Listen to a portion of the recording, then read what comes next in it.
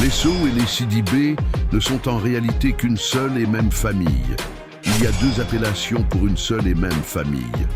Ceux que l'on va appeler Sow au Sénégal ou en Mauritanie par exemple, seront appelés Sidibé dans certaines régions du Mali, comme c'est le cas par exemple dans le Wassoulou ou dans le Fouta Djallon en Guinée.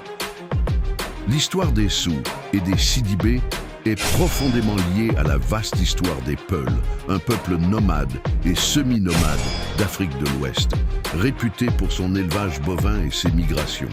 Le terme Féroubé lui-même signifie les migrants ou ceux qui se déplacent, en pulaar, la langue des Peuls.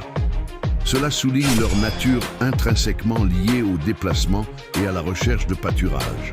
Les Féroubé sont associés au clan Sow ou Sow, Sidibé. Les Peuls sont traditionnellement divisés en plusieurs clans primordiaux et le clan des Sidibé Sow est l'un des 4 principaux.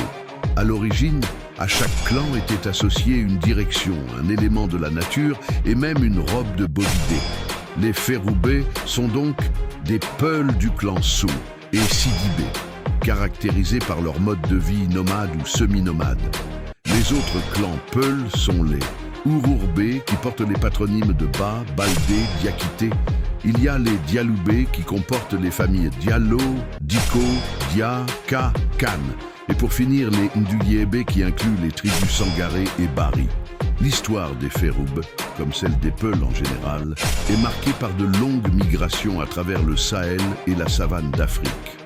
Ces déplacements étaient motivés par la recherche de nouveaux pâturages et les aléas climatiques.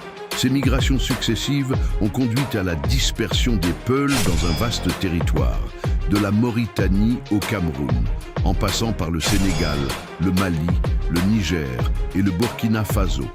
Une étape importante de leur migration fut leur long séjour au Bornou entre le XVIe et le XVIIIe siècle pour certains groupes de Féroubé, ce qui a laissé des traces culturelles et linguistiques. Des groupes de Féroubé, par exemple, sont connus pour être originaires du Makina, actuel Mali, et se sont ensuite établis dans diverses régions. Si les Féroubé sont historiquement des pasteurs, la sédentarisation a touché une partie de cette communauté au fil du temps.